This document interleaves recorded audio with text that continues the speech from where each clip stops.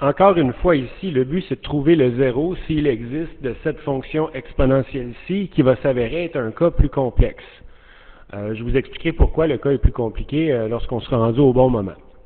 Donc la première étape, comme d'habitude, c'est de mettre un 0 à la place du y et ensuite d'isoler la base et son exposant en se débarrassant d'abord du k et ensuite du a.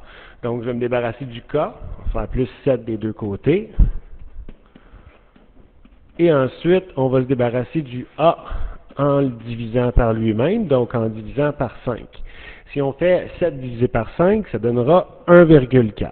Donc 1,4 est égal à 4 exposant 3x moins 1.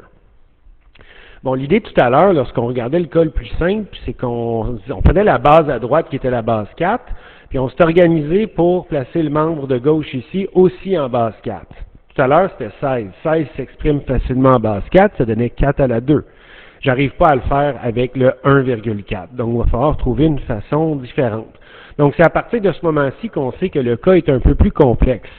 Par contre, la technique qu'on va utiliser présentement est universelle. Donc, que ce soit un cas complexe comme celui-ci où les deux membres ne s'expriment pas dans une base unique, ou plutôt comme tout à l'heure lorsque c'était simple de le faire, on peut toujours arriver à notre résultat en faisant ce qui suit. Donc, nous, on s'intéresse à l'information x, c'est ce qu'on cherche, la valeur du x pour laquelle on a un y égal à 0. Donc, le x est contenu dans l'information exposant. Donc, ce que je vais faire, c'est que je vais isoler l'exposant, 3x moins 1, et on sait que l'exposant est un synonyme de logarithme. Donc, mon exposant 3x moins 1 est égal au logarithme de ma base 4 qui donnait comme puissance 1,4.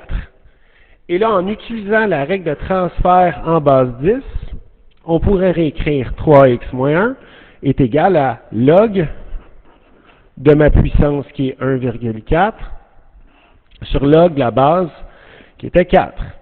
Donc, on pitonne log 1,4 divisé par log 4. Ce que ça va donner sur la calculatrice, c'est 0,2427. Donc, on arrive à 3x moins 1 égale à 0,2427. Et tout ce qu'il nous reste à faire, c'est d'isoler le x. Donc, on va faire plus 1 des deux côtés.